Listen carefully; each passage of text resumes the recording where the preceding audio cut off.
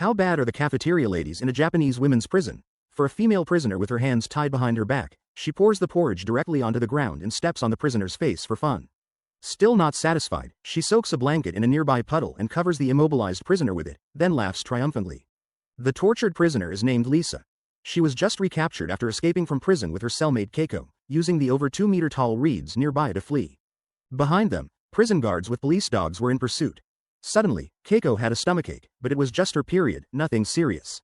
Lisa supported Keiko as they continued to flee, but the bloodstains left behind gave the police dogs a trail to follow.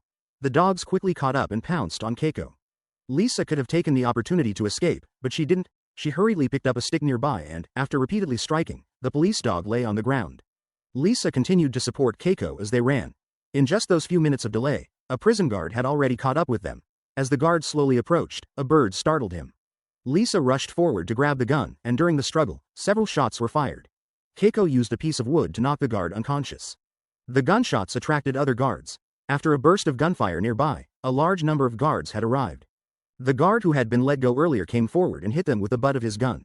Lisa's escape made the warden very angry, and not only did he punish all the guards on duty, but all the prisoners also had to suffer punishment. For the next 7 days, all food would be reduced. The guards smashed the kitchen's food, and during meals, there was barely anything in the bowls, not even enough to fill the gaps in their teeth.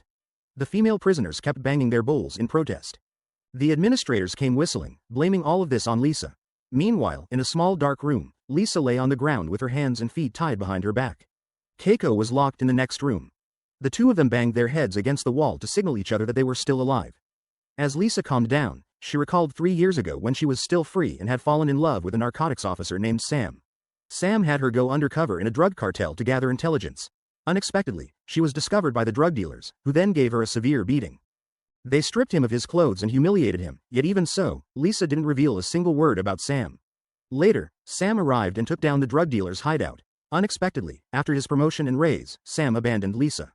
It was then that Lisa finally understood that from the beginning, she was just a pawn to Sam. Unwilling to accept this, Lisa ambushed Sam at the police station entrance.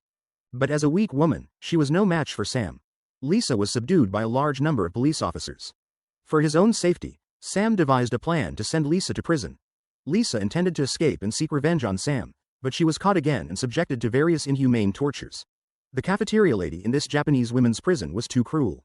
She actually poured scalding hot soup directly onto the tied-up prisoner, Keiko. Keiko screamed in pain from the burns. Then, the cafeteria lady came over to Lisa and poured a ladle of hot soup on her, but Lisa endured it without making a sound. When the cafeteria lady, feeling unsatisfied, was about to pour another ladle, Lisa used her teeth to pull the rug from under the cafeteria lady's feet. Then, a bucket of hot soup was poured directly onto the cafeteria lady. She lay on the ground, letting out a miserable scream, and was carried away on a stretcher with burns all over her body. Several prison guards came to investigate what had happened. Why was the cafeteria lady burned? Lisa kept her mouth shut and didn't say a word. After a round of punches and kicks, the guards continued to torture her with batons until they were too tired to continue. Seeing that Lisa still refused to confess, the warden punished all the female prisoners by making them dig pits, with guards patrolling constantly. If they stopped to rest, they would be beaten. After finally digging a pit, the guards ordered them to fill it back in. It was clearly an endless task, meant to exhaust all the prisoners. Sam, hearing about Lisa's escape attempt, feared she might actually get out and seek revenge, so he planned to have someone inside the prison kill her. He found a prisoner named Kaden, who was digging a pit, and promised her that if she killed Lisa, she would be released. As a former professional assassin, she agreed in order to leave the prison. This scene was witnessed by Lisa, who was also digging a pit. She knew that Kaden had no good intentions. After days of digging and filling pits, Lisa still refused to say a word. The warden came up with another idea. He made everyone dig the same pit. Once it was deep enough, the guards lowered 4 ladders to let them out. Lisa was the last to climb up, but a guard stopped her and kicked her back down, telling her to keep digging. Then they removed the ladders, and all the prisoners started talking. He was just reaping what he sowed, and only Hizzy looked at her with concern. Lisa dug from day to night without a drop of water, and she was exhausted. Just as she stopped to rest, the guard urged her to keep digging. She dug from night until morning. After dawn, the guard brought all the prisoners to surround the big pit. The guard asked her to confess what she had done, but Lisa kept digging, pretending not to hear. The guards ordered everyone to fill the pit with soil. The prisoners, who already resented Lisa, eagerly shoveled dirt, except for Hizzy, who stood still. If Lisa hadn't stopped to save him during the last escape attempt, he would have escaped long ago. No matter how the guards pressured him, he refused to act. Lisa nodded to him, signaling not to resist the guards. Only then did Hizzy start moving slowly.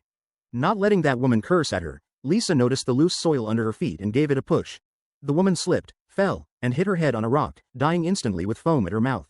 By nightfall, everyone was exhausted and covered in mud, yet the guards still demanded they keep digging. If anyone slowed down, they were beaten. Lisa collapsed from exhaustion, and a guard pressed a gun butt against her neck, continuously provoking her. Hizzy couldn't stand it anymore and hit the guard on the head with a shovel, killing him instantly. The other guards panicked and fired their guns. After a shot rang out, Hizzy was hit and fell. Seeing the guards dare to shoot, the oppressed prisoners picked up shovels to fight back. Fortunately, Hizzy was only shot in the shoulder. The guards tried to suppress them with guns, but the prisoners, being many, were not afraid. At this moment, Pearden found a gun and tried to seize the opportunity, but Lisa and Hizzy rushed to protect him, and Hizzy was shot in the back again. Lisa struggled to help Hizzy move forward. Just as Pearden was about to fire again, he was stopped by Guangza. Before dying, Hizzy used her blood to write down Piantong's name. Lisa picked up Hizzy's body, determined to make Piantong pay with blood. This group of crazy female prisoners planned to escape, grabbing iron balls and fighting with the guards. After a chaotic battle, they took several guards hostage. The prisoners escorted the guards to the warehouse. Soon, they were surrounded by a large number of guards outside.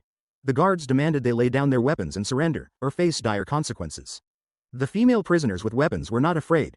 They started negotiating with the warden. Since escaping was impossible, they decided to discuss the conditions in the prison. They demanded that the prison provide enough food and stop the insults, beatings, and abuse. The warden did not immediately agree to Lisa's demands. Already captured by the guards, Piantong had no chance to kill him. So, he came up with a plan to use someone else to do the killing. So many guards came here because of Lisa. If he wasn't causing trouble behind the scenes, why isn't he here now? The female prisoners believed his words without hesitation. They demanded the guards bring Lisa over for a confrontation. In the pouring rain, they headed to the warehouse. As soon as they entered, Piantong stopped them. Without a word, the others attacked, hanging her up with iron chains and beating her with sticks. Piantong, still unsatisfied, brought a hot light bulb and pressed it against Lisa's skin, burning her. Lisa endured it all without making a sound. When the female prisoners were exhausted and resting in the warehouse, Piantong quietly poured a barrel of gasoline on the ground beneath Lisa, planning to ignite it with a short circuit from the wires. Guangza quickly woke everyone up, saying he intended to burn us alive and escape during the chaos. Everyone believed Guangza's warning. Piantong intended to shoot Guangza, but Lisa kicked him in the back. Guangza swiftly moved forward and seized the gun. The crowd then turned their anger towards Piantong. Guangza took the opportunity to rescue Lisa. By morning, the guards brought breakfast. The female prisoners were celebrating the success of their riot, not expecting armed guards to emerge from the food cart, with many more guards rushing in from outside. As the two sides faced off, Lisa ignited the gasoline nearby and knocked over several barrels, causing a massive fire to erupt in the warehouse. The guards and female prisoners scrambled to escape, while Piantong was left stripped of his clothes. Lisa managed to escape during the chaos of the fire that turned the place into a roast pig scene. After the fire was extinguished, the female prisoners suffered heavy casualties. Upon counting, they found Lisa missing. The prison guards planned to call the police, but the warden confidently said, "No need, I know where she'll go." Lisa, dressed in black, appeared on the street and began her relentless revenge. No matter who they were, anyone involved in persecuting her couldn't escape her wrath. Seeing her friend hanging outside a building, Sam was a bit scared and hurried home to hide at the police station. The warden had already arrived at the station's entrance. When Sam entered the elevator, Lisa was already waiting inside. Sam pulled out his gun and, after disarming her, started beating her. He then tried to persuade her to surrender with words, but she bit his tongue off and then swiftly ended his life with a knife. Lisa finally avenged herself, but unfortunately, she was captured by the warden and taken back to prison. Who knows what kind of abuse she'll face there next. The movie, Female Prisoner 701. Scorpion, ends here. It's a 1972 Japanese film that mainly tells the story of a woman betrayed by her boyfriend and imprisoned, where she suffers various abuses. After successfully escaping, she goes on a vengeful rampage but is captured and imprisoned again. This is the first in the Female Prisoner 701 Inches series. I'll arrange the rest for you later. If you want to see more great movie explanations, please follow me. Bye bye. Yeah.